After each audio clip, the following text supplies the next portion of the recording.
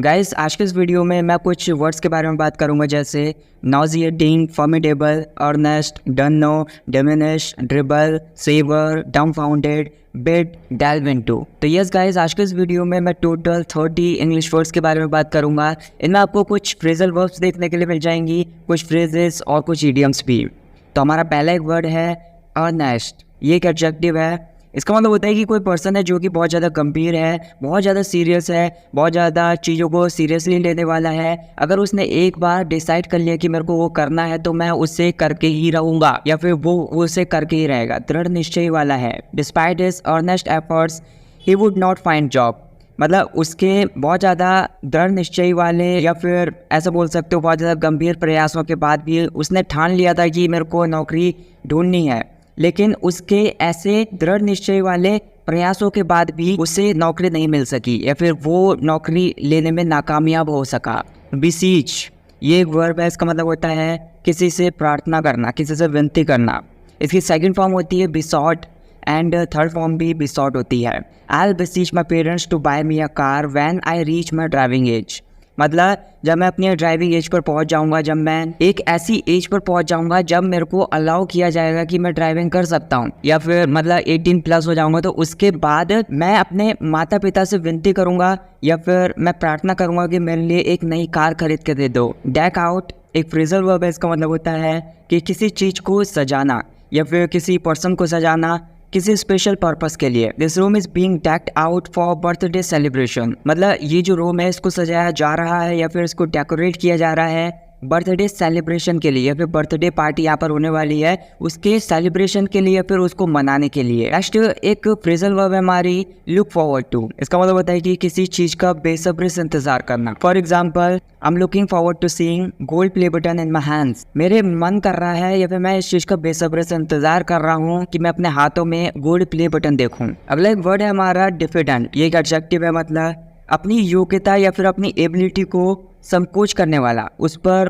मतलब शक करने वाला, या फिर उस पर भरोसा ना रखने वाला कोई इंसान बोल सकते हो। He felt diffident about speaking on the stage। मतलब स्टेज पर खड़े होकर बोलने पर अपनी योग्यता, मतलब वो अपनी जो भी उसकी कैपेसिटी है स्टेज पर खड़े होने की, या फिर स्टेज पर खड़े होकर बोलने की जो भी उसकी एबिलिटी है, उस पर वो भरोसा नहीं रखने वाला इंसान था, या फिर उसको ऐसा महसूस हो रहा था कि मेरे को कॉन्फिडेंस नहीं आ रहा स्टेज पर खड़े होकर बोलने का। अ गोल्ड फिश एक फ्रेज है। मतलब एक ऐसा पर्सन है जो अनइमोशनल है, अनफ्रेंडली है, एक पत्थर दिल इंसान है जो अपने इमोशंस को बिल्कुल भी किसी के सामने शो नहीं कराता है, अंदर ही अंदर दबा के रखता है। We know nothing about our new neighbour, he is a cold fish.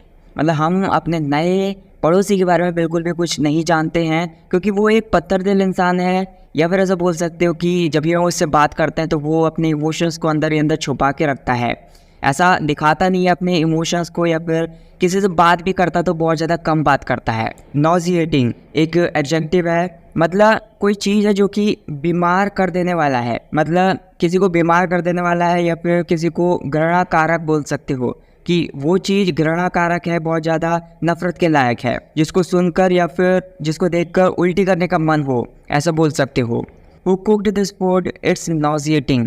मतलब किसी ने खाना बनाया, उसके खाने को खाने के बाद आपको ऐसा लग रहा है कि ये बहुत ज़्यादा गंदा खाना बनाया है, इसमें बिल्कुल भी टेस्ट नहीं आ रहा है, तो तब आप ऐसा बोल रहे हो कि ये खाना किसने बनाया, ये बहुत ज़्यादा बेकार है, या फिर इसको खाने के बाद ऐसा लग रहा है कि इसको उल्टी करने का मन कर रहा है। अगला वर्ड है हमारा ड्रिबल।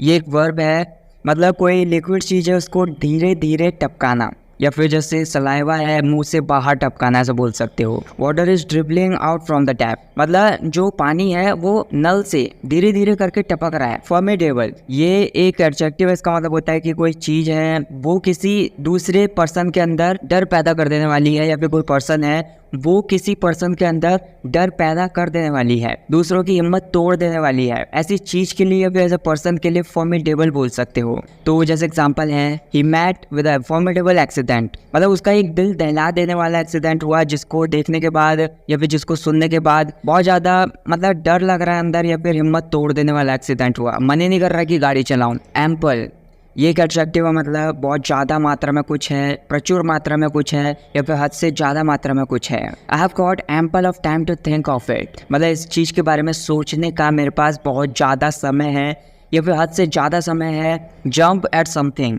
मतलब बहुत बड़ी खुशी से किसी चीज़ को तुरंत मान लेना या फिर किसी चीज़ को, किसी पर्सन को तुरंत स्वीकार कर लेना, उसको एक्सेप्ट कर लेना।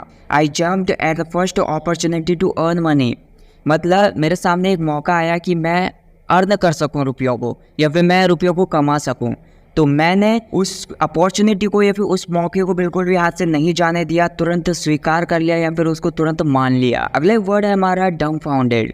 ये एक एडजेक्टिव है, मतलब कोई पर्सन है वो किसी चीज़ की वजह से या फिर किसी पर्सन की वजह से बहुत ज़्यादा हक्का बक्का है, बहुत ज़्यादा भौचक्का है। I was dumbfounded when he told me what happened over there मतलब मैं बहुत ज़्यादा भौचक्का हो गया था या फिर बहुत ज़्यादा हैरान हो गया था जब उसने मुझे बताया कि वहाँ पर क्या हुआ था। तो इस चीज़ को सुनने के बाद मैं बहुत ज़्यादा भौचक्का हो गया था या फिर हक्का बक्का रह गया था। नेक्स्ट एक वर्ड है हमारा डोंट नो। बेसिकली ये कॉन्ट्रैक्शन है डोंट नो का। तो जैसे एग्जाम्पल है I don't know how long it is going to take मतलब मैं नहीं जानता या फिर मेरे को नहीं पता कि मैं इस चीज़ को करने में कितना समय लेने वाला हूँ या फिर ये कितना समय लेने वाला है इसको ख़त्म होने के लिए। ओवर्ट ये एक एडजेक्टिव है, मतलब खुल्लम खुल्ला बोल सकते हो। कोई चीज़ है या फिर कोई काम किया जाता है वो खुल्लम खुल्ला किया जाता है, खुले तौर पर किया जाता है।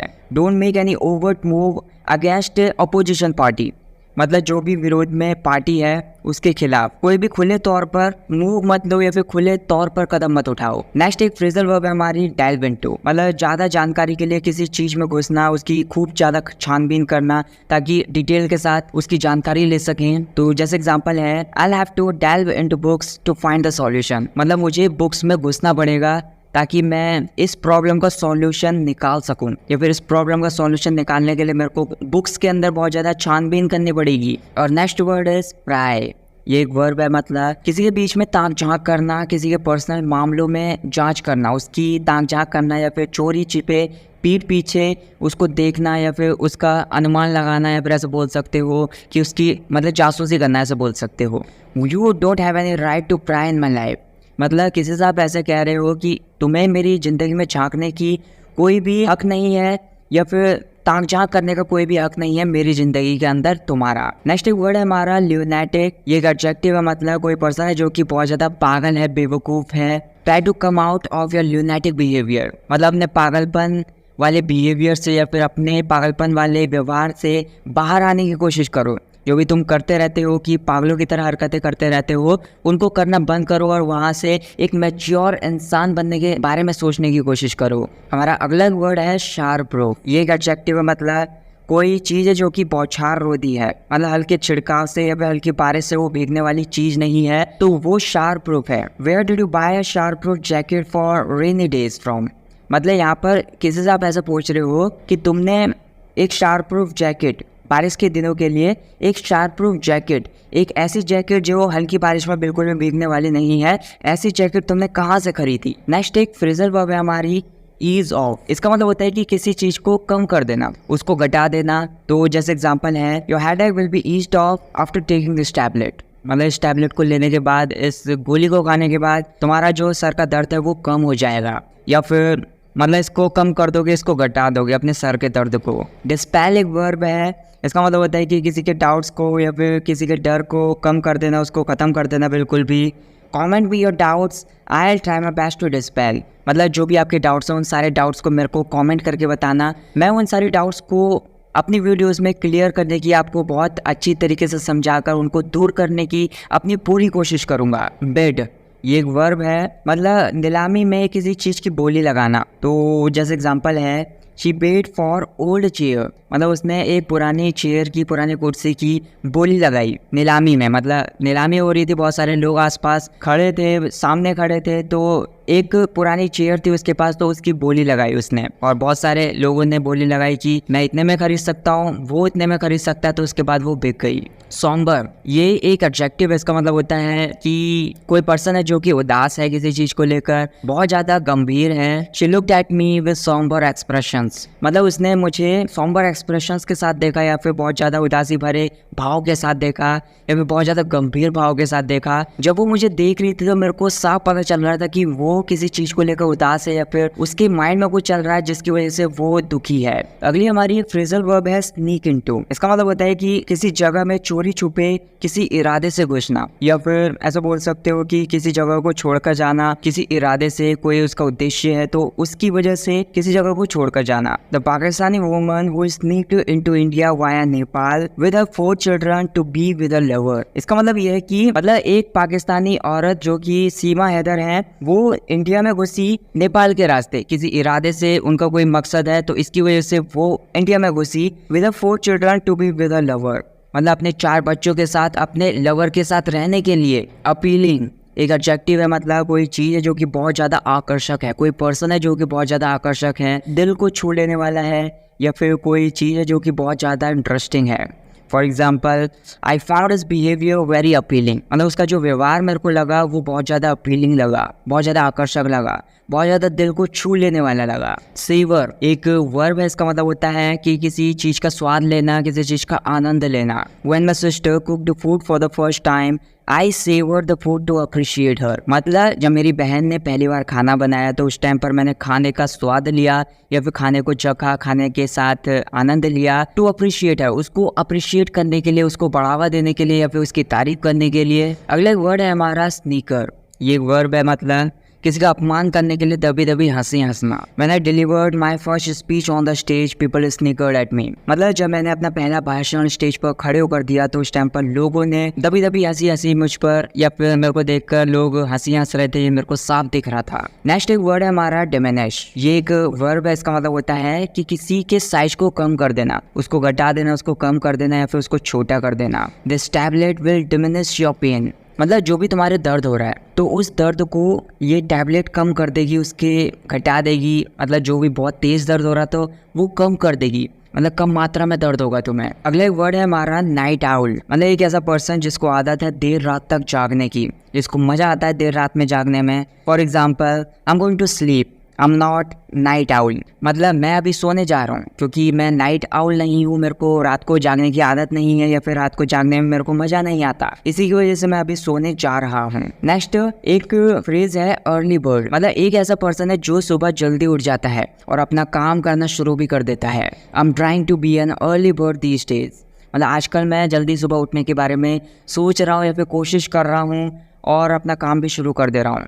रिहर्स ये एक वर्ब है, मतलब किसी चीज़ का पूर्व अभ्यास करना, मतलब उस चीज़ का आपने पहले अभ्यास किया हुआ है लेकिन अब उसका दोबारा अभ्यास करना, ताकि जब आप परफॉर्म कर रहे होंगे तो उस टाइम पर आप अटको ना या फिर कुछ गलती ना कर दो। तो जैसे एग्जांपल है, rehearse the conversation with the help of my friend, मतलब मेरे दोस्त की मदद से तुम्हारी जो भी कॉन्वर्सेशन है तो उसका प्रयास कर लो, उसका दोबारा अभ्यास कर लो, ताकि जब आप परफॉर्म कर रहे होंगे तो उस टाइम पर कोई भी गलती ना करो। So that's it for this video guys. अगर आपने ये वीडियो यहाँ तक देख लिए तो आपके सामने कुछ वर्ड्स हैं, मैं चाहता हूँ कि इन सारे वर्ड्स के ऊपर आप अपने खुद के एक सेंटेंस बनाकर मेरे को कॉमेंट करके बताना, और कॉमेंट में 1030 टाइप करके मेरे को बता देना। इससे मुझे पता चल जाएगा कि आपने वीडियो को लास्ट तक देखा है। और जो भी आपके वर्ड्स हैं उनको मेरे को कॉमेंट करके बता सकते हो, मैं उनको अपनी वीडियोज़ में लूँगा और आपके डाउट्स को भी क्लियर करूंगा। So thank you so much for watching this video. I'll catch you in the next video. Take care.